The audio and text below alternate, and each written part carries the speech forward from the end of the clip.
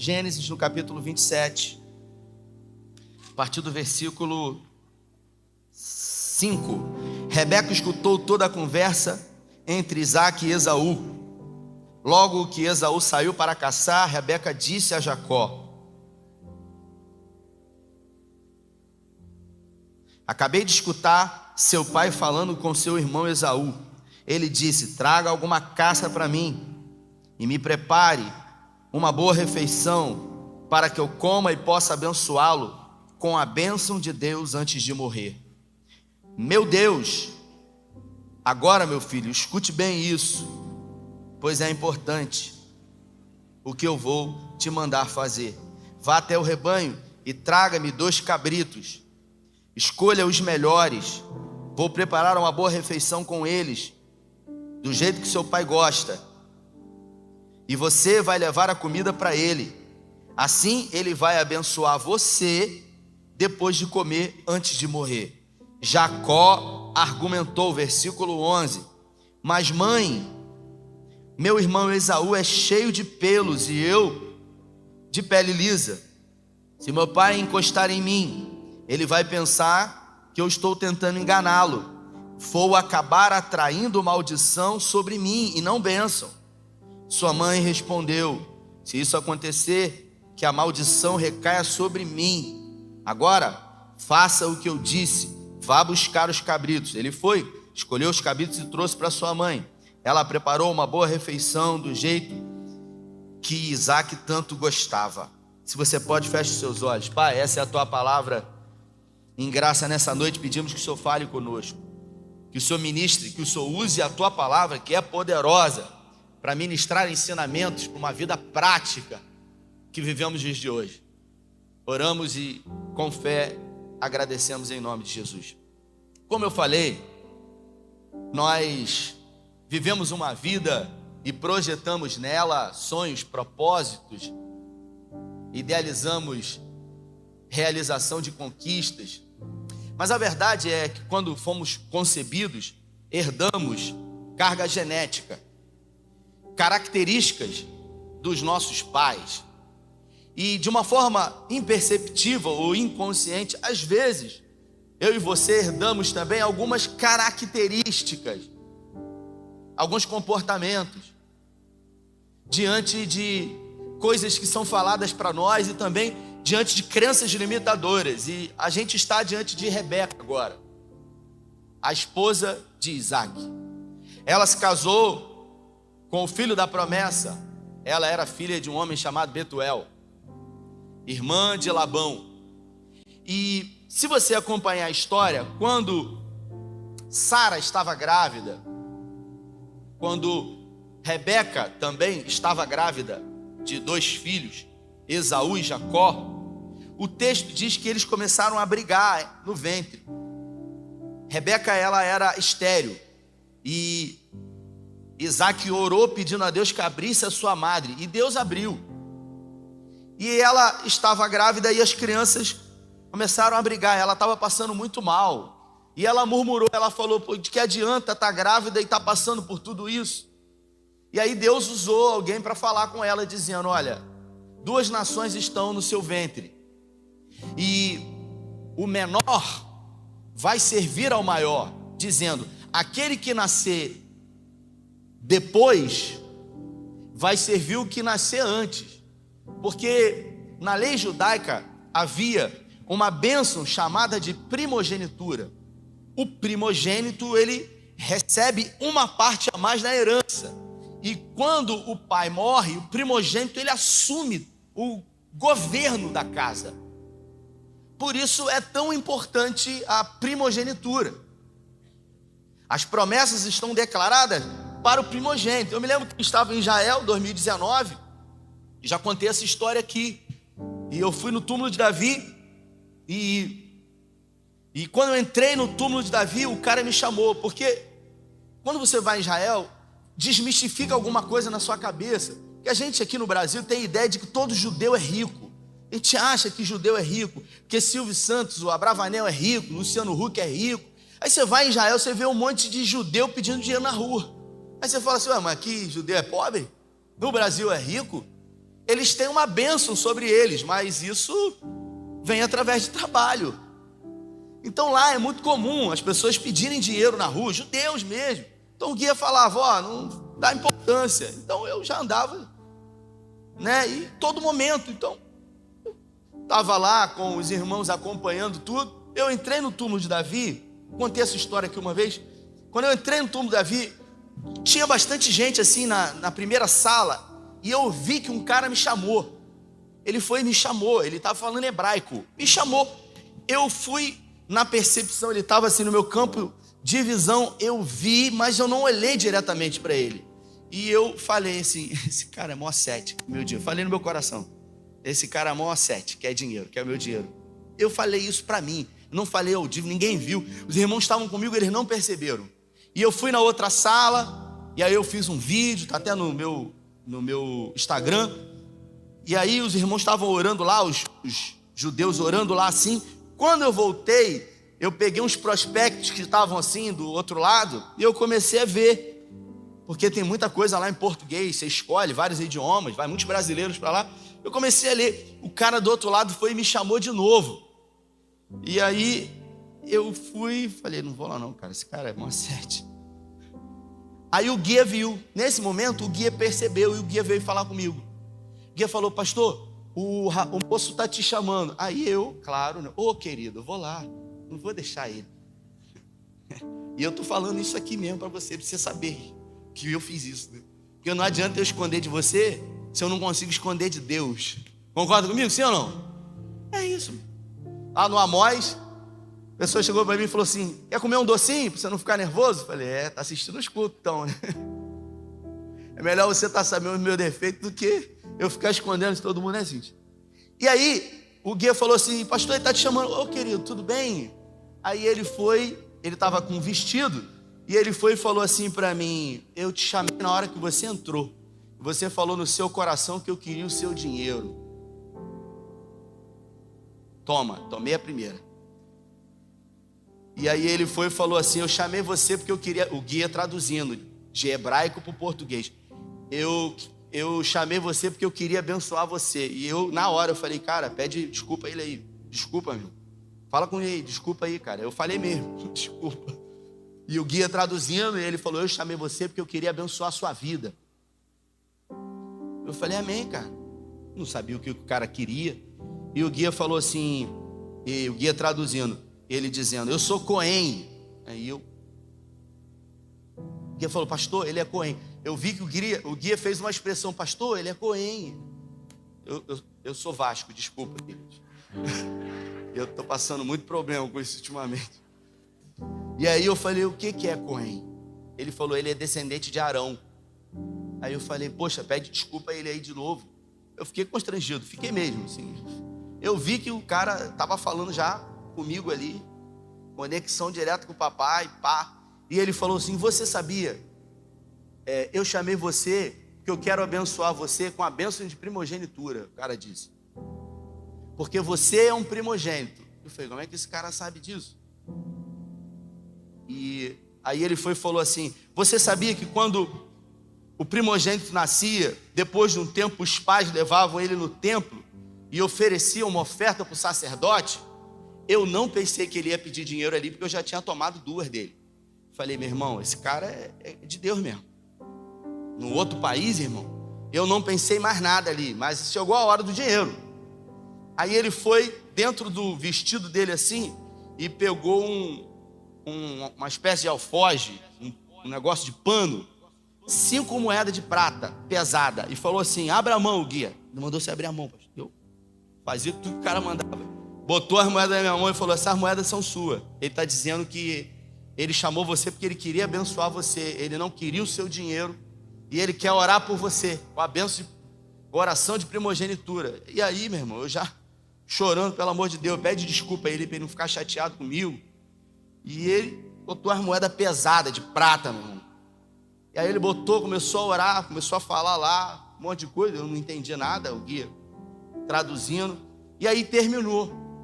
E eu falei para ele, poxa, cara, pede desculpa a ele aí. Aí ele falou, não, ele já aceitou desculpa e tal. Aí eu fui e falei assim para ele, de quem é essas moedas aqui? E o guia traduzindo. Aí ele falou, são suas. Eu falei, então eu vou abençoar você com essas moedas. Aí ele falou, mas eu te dei as moedas. Eu falei, mas as moedas são minhas. Eu dou as moedas para quem eu quiser. E eu quero dar as moedas a você, que eu não vou levar essas moedas para o Brasil. Eu não vou levar, meu. Eu não vou levar esse negócio para toda vez que eu olhar para isso, eu lembrar do que eu fiz aqui. E aí ele falou, amém, tudo bem. E eu falei, eu vou ofertar essas moedas no teu ministério. Eu ofertei. Aí teve um irmão que falou assim, pô, não trouxe nenhuma. Eu falei, cara, a oferta era minha. Quando for a sua vez, você decide o que vai fazer com elas. Então há uma bênção de primogenitura que os pais, eles deliberavam sobre os filhos, muito importante. E aqui nós vemos que que Rebeca ouviu a voz de Deus dizendo, 2 ventres, no ventre, 2 nações, o maior vai servir o menor, ou seja, Esaú vai servir Jacó. Quem que falou isso para ela? Repita comigo, Deus. Se Deus falou, então já é. Tá tranquilo, sim ou não, gente? E aí o que aconteceu? Ela ficou sabendo dessa história, e quando Jacó nasceu, a Bíblia fala que ele nasceu agarrado no calcanhar do seu irmão. Uma criança, irmão, um recém-nascido, tem uma capacidade cognitiva de compreender que queria sair? Claro que não, pô. É uma criança, estava ali, provavelmente agitado no ventre, o irmão saiu, e aí a criança ficou agarrada no pé. Só que quando nasceu, a mãe e os pais já colocaram o nome dele, Jacó, que quer dizer enganador, suplantador ou calcanhar em algumas traduções. E aí eu queria que você pensasse se faz sentido isso. Logo nos primeiros anos de Jacó, a mãe e o pai dele dizendo para ele essa história, de que quando ele era pequeno, Deus falou, Deus prometeu que ele seria maior do que o irmão dele, mas o irmão dele é o primogênito. E o primogênito precisa ser respeitado. E aí eu queria que você pensasse comigo qual foi o posicionamento de Jacó diante disso. Ele falou, eu vou ser maior do que ele. Mas se Deus prometeu, ele vai cumprir. Só que o que o texto diz? Que Rebeca resolveu ajudar a Deus. E Rebeca amava mais a Jacó do que a Esaú. Porque Jacó era pacato. O texto diz, e Isaac amava Esaú, que era um caçador. Rebeca, por sua vez, amava Jacó. Tinha uma predileção ali. Isso é uma característica que existe. Hoje lá no Amós, uma pessoa me procurou, já uma mulher casada. Ela disse para mim, eu tenho dificuldade na minha relação com a minha esposa. Vou falar porque não é de Cabo Frio, da região. Tenho uma dificuldade na minha relação com a minha mãe, porque eu sou a filha do meio. Então eu não sou a primeira e também não sou a última. E aí é aquela coisa, a esquecida. E a minha relação com ela não é uma relação boa. E eu vivo sérios problemas com isso. Aí a gente acaba percebendo que tipo de carga essa pessoa começa a carregar. E aí eu queria que você pensasse comigo qual foi a carga que Rebeca começou a colocar sobre Jacó. Porque desde os primeiros dias ele falou, eu vou vencer na vida. Porque eu vou ser maior do que o meu irmão. Mas espera aí, ele está na frente, então a bênção vai ser sobre ele. Um dia, o texto diz que Esaú saiu para caçar, caçou e não caçou nada, voltou para casa com fome. Jacó percebeu que ele tinha ido, provavelmente era um tempo que não tinha muita caça, e fez um guisado, fez uma comida e ficou esperando o irmão chegar. E quando o irmão chegou cheio de fome, ele deve ter preparado uma comida que o irmão gostava. O irmão falou, poxa, deixa eu comer aí, eu estou cheio de fome, cacei o dia inteiro, não arrumei nada. E ele falou, eu dou para você, mas você tem que me dar o direito de primogenitura. Da onde que ele tirou isso? Do nada? Em nenhum lugar da Bíblia você vê qualquer outro indivíduo pedindo aquilo que não era dele por direito. Ele fez isso porque a mãe disse para ele, provavelmente, que ele seria maior do que o irmão dele. E ela resolveu ajudar. Então foi despertado nesse menino ambições, mas ambições ruins, de trapacear, de enganar, de fazer qualquer coisa. Inclusive o rótulo que foi dado a ele, o nome dele era enganador, suplantador. Você imagina que tipo de comportamento alguém vai ter se as pessoas já o chamam assim? E ele se tornou um enganador por excelência. Passava a perna em todo mundo, queria ser abençoado de qualquer jeito. Até que um dia, O seu pai já estava velho, chamou Esaú e falou: olha, pega uma caça, faz um guisado, traz para mim, porque eu já estou velho, ele já estava cego de catarata, eu quero abençoar você antes de partir. E aí a Rebeca estava ouvindo atrás da porta, ela chamou Jacó e falou para ele: ó, vai no rebanho do seu pai, pega 2 cabritos dos melhores e traz aqui que eu vou fazer uma comida, porque ele falou isso com seu irmão, e aí ele vai te abençoar ao invés do seu irmão. Aí Jacó falou: peraí, mãe, mas eu não tenho pelo, meu irmão é peludo. Ele ainda argumentou contra a mãe, dizendo para ela: mãe, mas se o papai botar a mão em mim, ele vai ver que sou eu. Ela falou: não, fica tranquilo, eu sei o que eu estou fazendo, a gente vai pegar uma pele de cabrito, vai botar no seu braço e vai dar tudo certo. Ele foi induzido. Aí ele falou: se ele descobrir, ao invés de me abençoar, ele pode me amaldiçoar. Mas a mãe o induziu, dizendo: não, você vai ser. É gente que na vida se frustrou, não conseguiu ser aquilo que idealizava quando criança, quando jovem, tinha um sonho e não conseguiu. E depois que o filho vem, projeta nos filhos aquilo que são as suas frustrações. Você vai ser um advogado, você vai ser um médico, você vai ser, escute o que eu estou dizendo para você, você vai ser isso, porque eu quero que você seja. Peraí, mas quer dizer que eu vou projetar nos meus filhos as minhas frustrações? Porque eu não consegui ser o meu filho, a minha filha tem que ser. E às vezes a gente não se dá conta disso. Às vezes a gente não se dá conta que a gente carregou palavras que foram declaradas sobre nós. Você nunca vai prestar para nada. Eu não queria receber essa palavra, mas eu recebi. E agora a minha vida é uma vida onde eu vivo de uma forma inconsciente, projetando isso. Jacó aqui argumentou com a sua mãe faz o que eu estou mandando. E ele foi. E ele enganou o pai, passou a perna no irmão, com a ajuda da mãe. Onde que Rebeca estava com a cabeça? Enganar o marido dela, cara. Onde que Rebeca estava com a cabeça que fez isso com o próprio filho? Aonde que Jacó estava com a cabeça que deixou a mãe ser induzida? Porque Jacó, se essa conversa é uma conversa de família, em algum momento Jacó, a família reuniu e falou: olha, Deus falou, Deus disse que o menor vai ser maior sobre o que nascer primeiro. Vamos abrir aqui. Jacó, Deus falou que você vai ser maior do que o seu irmão. Peraí, se Deus falou, se eu estou no lugar de Jacó, em algum momento eu vou chegar para papai e vou falar: papai, olha só, não tem aquela situação da promessa de Deus? O senhor já está morrendo, então vamos resolver antes do senhor ir embora. Não é que eu quero nada do que não é meu, mas o senhor disse que foi Deus, ou não foi Deus? Foi Deus mesmo que falou? Foi, então vamos resolver isso. Vamos resolver. Mas você acha que Jacó quis resolver? Não quis. É igual situação de herança, irmãos. Às vezes o pai em vida ele não resolve. Não resolve. E aí ele fala assim: não vou resolver, vou deixar para os filhos, porque quando eu partir, eles resolvem. Quando partir, meu irmão, os filhos eles se degladiam, meu irmão. Porque não são só os filhos, tem as esposas ou os maridos, e aí entra aquela situação terrível, aquela briga de família que produz separação por causa de dinheiro. Por causa de dinheiro. Eu estou cansado de lidar com isso, irmão. Eu estou cansado de ouvir sobre isso. Semana agora mesmo eu tive uma reunião sobre isso, cara. E a pessoa morreu, não deixou resolvido, o pau está quebrando, meu irmão. E nego está fazendo miséria aí, e destruindo com aquilo que era o maior sonho do pai e da mãe, que é o quê? A união da família.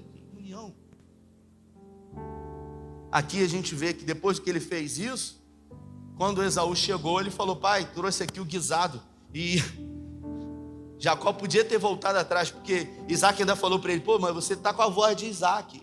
De Jacó, ele era cego. Chega perto de mim. Não, mas ele usou a roupa do irmão, mas o cheiro é do campo, é de Esaú. Aí botou a mão na pele de um cabrito e falou: esse é peludo. Cheirou a nuca dele e falou: é você, Esaú, o cheiro do campo. Eu vou te abençoar. Botou a mão na junta da coxa dele aqui, ó, e abençoou ele. Quando Esaú chegou, ele falou: pai, trouxe aqui o guisado. O texto diz que Isaac começou a tremer quando Esaú chegou, porque ele viu a loucura que tinha acontecido. Ele era cego, mas percebeu. Ele falou: meu Deus, seu irmão veio aqui e eu abençoei ele. E Esaú falou: como que o senhor abençoou ele? Eu trouxe aqui, então me abençoa também. E Jacó falou: eu só tenho uma bênção, eu devo, seu irmão. A pergunta que eu faço para você é: Deus havia projetado que essa história terminaria assim, sim ou não? Porque Deus não precisa que coisas ruins aconteçam para cumprir aquilo que Ele determinou. Deus não precisa que coisas ruins aconteçam a você para cumprir os propósitos dEle na sua vida. Eu contei domingo retrasado, vou contar de novo. Um velório que eu fui, a mulher tinha perdido o filho, e eu estou na fila eu ia fazer o velório, não conhecia ninguém, estou na fila. E aí uma senhora na minha frente, não tem o que falar. Aí falou assim: não fica assim não chora não. Se a gente não pode chorar até no dia da morte do filho, vai chorar quando? É esse sentimento que se tem, que a gente tem que ser forte o tempo inteiro, que a gente tem que estar bem a vida inteira, que a gente tem que dizer só vitória, só alegria, mas essa não é a nossa vida. A nossa vida é uma vida que nela existem dores e sofrimentos e perdas, e que a gente tem que viver e superar as perdas. Mas a gente tem que estar bem o tempo inteiro. A gente tem que estar com um sorriso mas você não é crente, poxa, o que é isso? Você não serve a Deus. O fato de você servir a Deus não te imuniza das lutas e dificuldades do tempo presente. E a mulher disse: não fica assim não, Deus tem um propósito nisso. Falou: mas tinha que matar o meu filho? Que Deus é esse que tem que matar os outros para cumprir o propósito dele? Então não é Deus. É a imagem que a gente tem sobre Deus. É a cosmovisão que nós temos. Crenças limitadoras. São crenças limitadoras que carregamos, assim como os nossos filhos. No dia uma pessoa falou assim: oh, não faz isso não, que o pastor, eu estava perto, que o pastor não gosta. Eu falei: não me bota nesse rolo, meu irmão. Você está botando a criança contra mim. Você não tem um controle sobre ela. Aí você quer colocar uma situação sobre a criança vai ficar com raiva de mim. É o velho do saco. Quem que já teve medo do velho do saco? Levanta a mão. Tem coragem de falar? Ah, você vai mentir não, vai. Não vai mentir. Levanta a mão quem já teve medo do velho do saco. Quem tem medo até hoje do velho do saco? Lucas tem medo do velho do saco. Todo mundo já teve. E aqui nós vemos uma vida totalmente influenciada. Essa história não precisava terminar assim. Mas crenças limitadoras foram criadas e projetadas em Jacó. E aí ele passa a ser aquilo que foi projetado nele. São pessoas que recebem palavras quando eram pequenos. Olha, Deus mandou dizer para os pais. E aí carrega isso. Irmãos, isso acontece o tempo todo na igreja. E eu não estou dizendo que Deus não fala, porque Deus fala. Mas quantas vezes é um homem que fala? E aí a gente projeta nos nossos filhos isso. Uma responsabilidade, um peso de uma palavra que a gente não tem certeza se foi de Deus. Que você vai ser um homem de Deus, que você vai ser um pastor, que você vai ser não sei o quê, que você vai ser um... E aí a gente acaba condicionando. Não, você tem que ser isso. Quando as pessoas, elas têm o direito de escolher. Tem gente que brinca, acha engraçado. É engraçado essa situação minha com o Tito. Eu sou vascaíno, ele é flamenguista, mas é a pura verdade, é o que eu acredito. Ele decidiu ser. Aí um irmão que é vascaíno, doente, ele falou: você não pode fazer isso com seu filho. Eu falei: meu irmão, o seu, você não deixou ele escolher. O meu eu estou deixando. Porque só é livre quem pode escolher. Se ele escolhe por minha influência, ele não é livre. Isso é imposição. É a mesma coisa a fé. A fé, o batismo, perdão. A gente vai ter o batismo que dia? Dia 11 vai ter batismo. O batismo é uma escolha, uma decisão. Aquele que crê e for batizado será salvo. Por que a gente não batiza a criança? Porque a criança não crê. A criança ela não tem capacidade cognitiva. Então se eu batizo uma criança, é imposição. É uma imposição dos pais. A gente espera a criança ter 11 anos, 10 anos, 12 anos, que aí a gente entende que ela tem maturidade para saber o que é o batismo, e aí a gente pergunta, explica o que é o batismo, e assim faz a profissão de fé. Porque no reino de Deus você não é obrigado a nada. Entenda isso. Nós temos lá um irmão que está 2 meses, ele veio do outro lugar, vou falar, quase que eu disse. veio do concorrente, veio lá. E aí, serviu lá a vida inteira. Aí veio para cá. E aí, veio questionando, falando algumas coisas. Eu falei, meu filho, aqui não, meu filho. Deus, Ele não te obriga a nada. Nada. Ele deu para você o arbítrio. Satanás que faz isso. Você serve ele. Quando você, eu vou te matar, vou matar sua mulher, vou matar teus filhos. Deus não. Deus é amor. Deus ama. Só é verdadeiramente livre quem pode escolher. Aí o Tito um dia escolheu o Flamengo. Eu fiquei feliz? Claro que não. Não pode falar a verdade, não pode mentir. Mas eu entendi também que era uma escolha dele. Agora, se eu interfiro nisso, não é escolha. Jacó, na minha opinião, Cíntia, ele não escolheu. Foi imposto para ele ser um trapaceiro, ser um enganador. E ele pagou caro por isso. Porque quando você é pequeno, às vezes pessoas escolhem por você, mas em algum momento você vai poder escolher.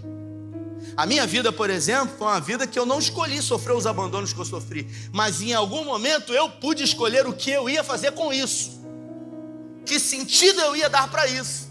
Então, se você não pode no primeiro momento, no segundo você pode. É igual por exemplo, o meu avô me escolheu que eu fosse Vasco, ele que impôs. Depois que eu cresci, eu posso hoje mudar de time se eu quiser. Eu posso escolher outro time, mas eu decidi ficar com esse. Então a gente sempre vai poder escolher. Se não no primeiro momento, no segundo. E aqui ele viu que o que a mãe dele estava impondo para ele era errado. E sabe o que ele fez? Nada.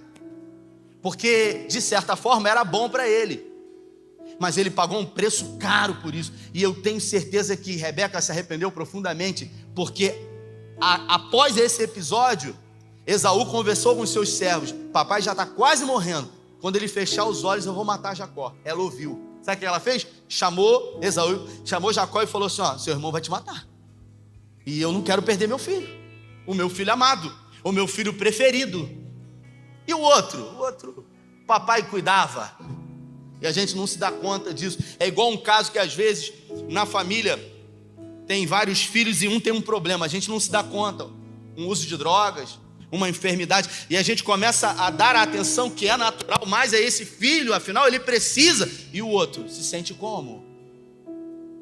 Um pai conversou um dia desse. Eu estou percebendo uma predileção acentuada, característica. E aí eu chamei ele para conversar. Falei, amigo, eu estou percebendo aí, cara. A gente é próximo, é chegado. E ele disse para mim, poxa, pastor, ela tem dito para mim, papai, eu também sou filha. Diante de predileção que tem sido feita, papai, eu também sou filha, eu também sei fazer isso, eu também sei fazer aquilo. E eu disse para ele, a sua filha está gritando por socorro. Diante de uma predileção que está acontecendo por um fato que aconteceu e que nesse momento você está tentando dar mais atenção para resolver um problema, mas não se resolve um problema criando outros problemas. E é por isso que a gente tem que ter sensibilidade, irmãos, para a gente não projetar na vida dos nossos filhos aquilo que são as nossas frustrações, porque a gente sempre vai poder escolher. E Jacó escolheu e pagou um preço caro. Ele largou a mãe para trás. Ele largou o lugar que ele nasceu, que era a Palestina. E a mãe dele falou, você vai morar com o meu irmão lá em Padã Arã. Você vai casar com uma das filhas dele. E Jacó saiu da Palestina andando 650 quilômetros até Padã Arã. No meio do caminho ele teve o sonho, no lugar chamado Betel, uma escada, os anjos descendo e subindo. E aí ele ficou maravilhado com aquilo, e ele acordou assustado, e ele falou, verdadeiramente Deus está nesse lugar. E Deus falou para ele, eu vou te abençoar, eu serei com você. Ele não conhecia Deus, ele era filho de crente, mas ele não conhecia Deus. Você quer uma prova de que ele não conhecia Deus? Quando ele serviu a comida do pai dele, que a mãe fez, o pai dele falou para ele o seguinte, ué, como é que você pegou tão rápido? Você foi caçar, Esaú. Como é que você já chegou com a comida aqui tão rápido? Porque Rebeca correu para fazer o guisado. Aí ele falou assim para o pai dele: o seu Deus preparou tudo. Ah, o seu Deus não é o nosso Deus, não é o meu Deus. Ele não conhecia Deus. Filho de crente, eu aprendo com isso que Deus não tem neto, Deus tem filho. Deus não tem neto. E tão importante quanto a gente assegurar a nossa vida cristã aqui na terra é a gente assegurar a nossa posteridade. É as 3 cadeiras que um dia eu preguei aqui. Não adianta querer sentar na primeira. Abraão sentou na primeira, pai da fé, amigo de Deus. Isaac sentou na segunda, não tinha tanto compromisso. Jacó sentou na terceira, se perdeu. Não adianta ser pastor, porque Deus não tem neto. Tem que, através da palavra, muita sabedoria, oração e perseverança, pedindo a Deus que nos dê a alegria de ver os nossos filhos permanecendo vivos. Quantos pastores não têm os seus filhos no caminho? E não julgar ninguém. E a Bíblia fala que ali ele teve um encontro com o Senhor e ele falou: verdadeiramente Deus está nesse lugar e eu não havia percebido. Peraí, então o tempo todo Deus está com você e você não percebe? Aí ele fez uma promessa: ó, se o Senhor me abençoar daqui para frente, já que o Senhor está aqui, apareceu, eu vou dar 10% de tudo que o Senhor me der. Pilantra o cara. Aí ele vai para Padã Arã, encontra Labão, se apaixona por Rebeca, por Raquel, não tinha dinheiro. Aí começa a trabalhar para o tio, aí o tio fala assim: você não vai trabalhar de graça, né? Vai ficar aqui trabalhando de graça? Vamos combinar um valor. Aí ele se apaixonou por Raquel. Ele fala assim: vou trabalhar 7 anos. 7, repita comigo, 7 anos. Só que, irmãos, coisa errada é igual fatura de cartão de crédito e chinelo de mãe. Meu irmão, você pode ir aonde quiser, mas vai chegar. Chinelo de mãe, meu irmão, onde você corre, faz até curva. Pega você. E boleto de cartão de crédito, pô, então o banco está em greve, vai chegar. Eles não querem saber. E conta de problema também.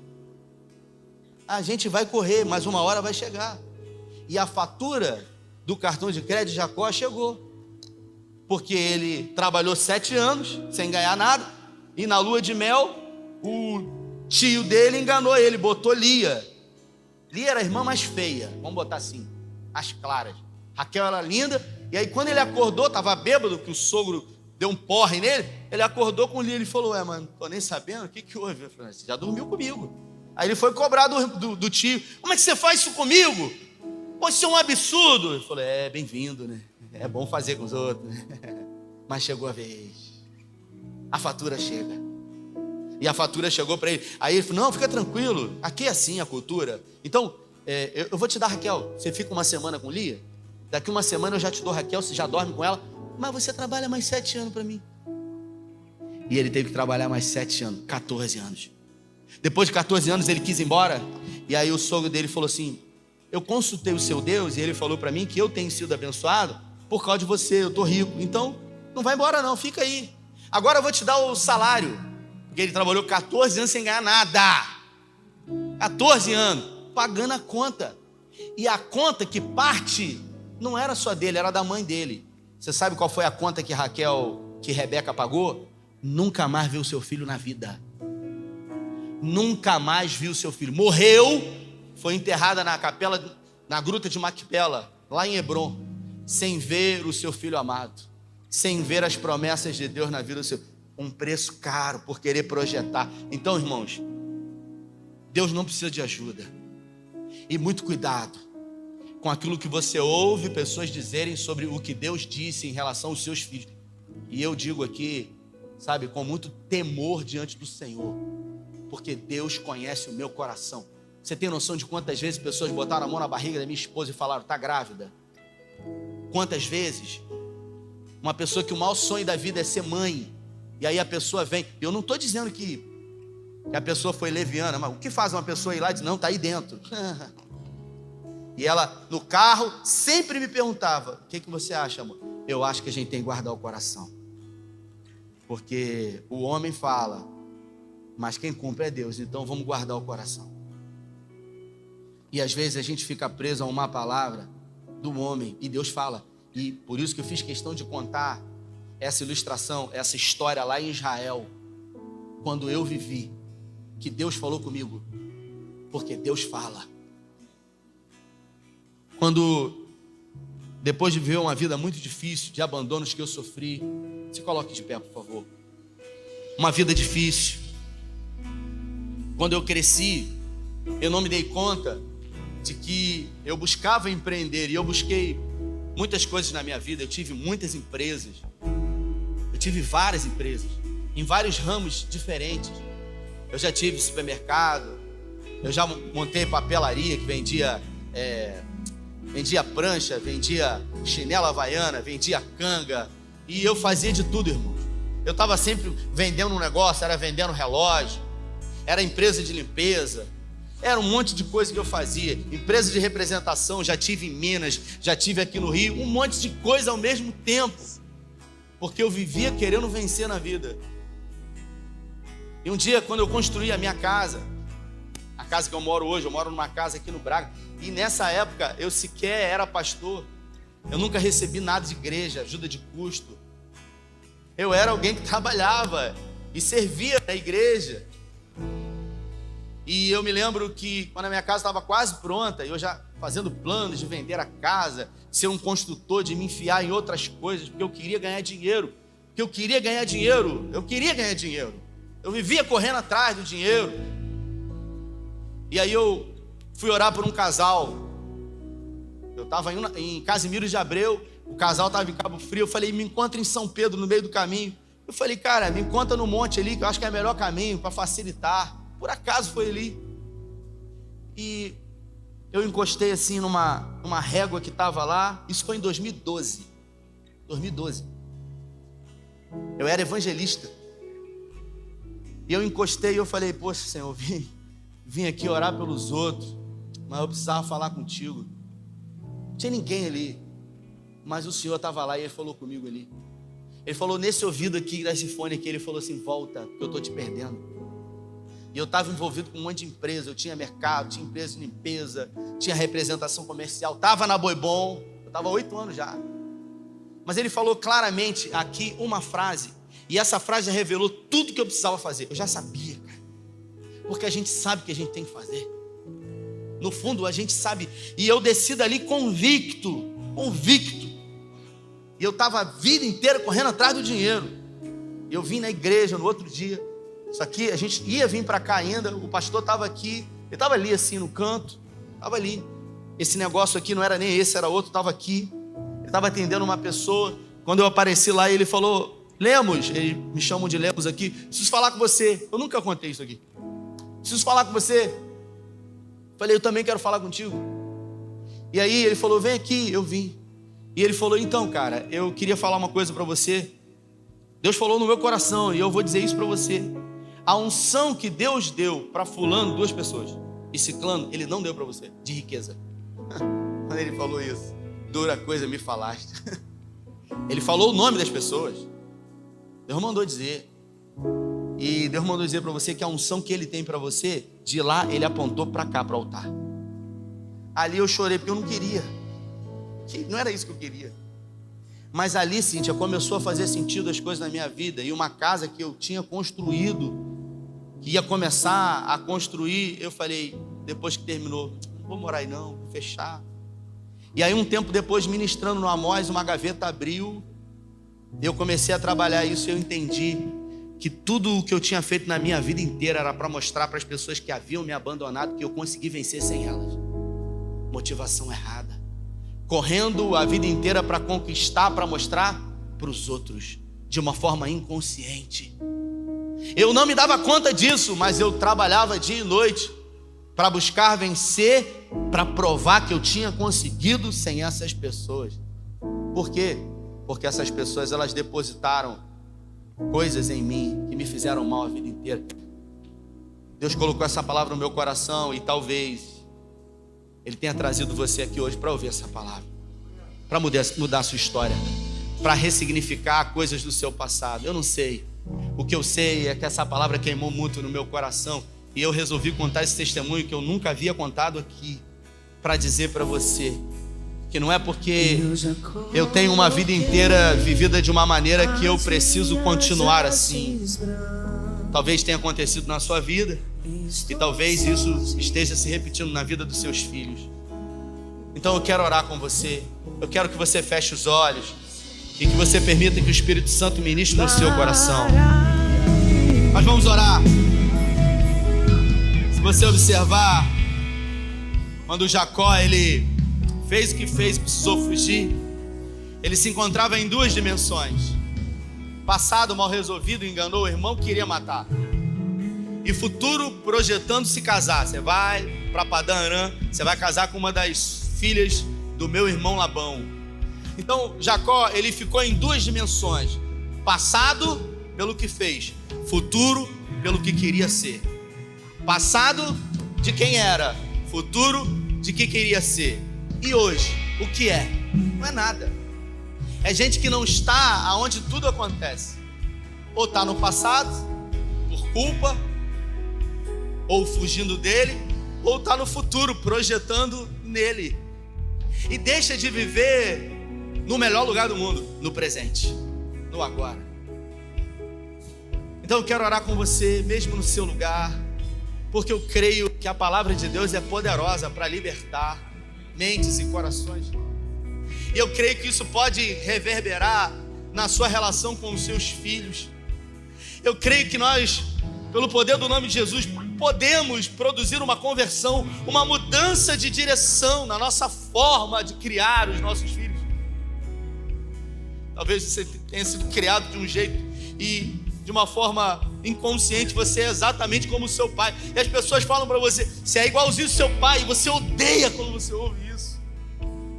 Você é igualzinho à sua mãe, e isso mexe com você, mas a verdade é que o seu comportamento é exatamente semelhante. Irmãos, e isso não é o Senhor que vai libertar, somos nós que precisamos perceber e fazer com que essa mudança natural aconteça, para que no sobrenatural ela se reverbere. Se essa palavra falou com você, coloca a mão no seu coração. Você está com a sua família aí, se abrace com eles. Quero orar. Eu quero declarar profeticamente o poder da palavra de Deus tendo efeito na sua vida. Pai, diante da tua palavra que é poderosa, a tua palavra é lâmpada, ela é luz, ela é bússola, ela é martelo. A tua palavra é espada. A tua palavra é a tua palavra, é a tua boca, ela é poderosa. E diante da tua palavra nós declaramos um romper em mentes e em corações, de crenças limitadoras, de palavras negativas, de tudo aquilo que um dia foi ouvido e foi colocado dentro de uma mochila e tem sido um peso e tem feito de uma forma inconsciente a pessoa lutar a vida inteira por aquilo que não foi talvez o seu próprio sonho.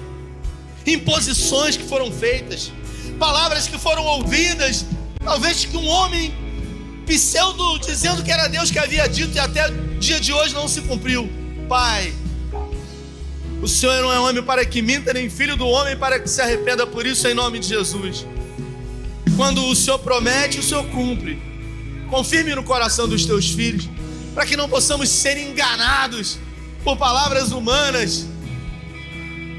Eu declaro pelo poder do nome de Jesus que Deus dará a você a sabedoria, assim como Ele deu a Salomão, de discernir diante de vozes que têm ecoado próximos a você a palavra dEle, de decidir aquilo que precisa ser feito.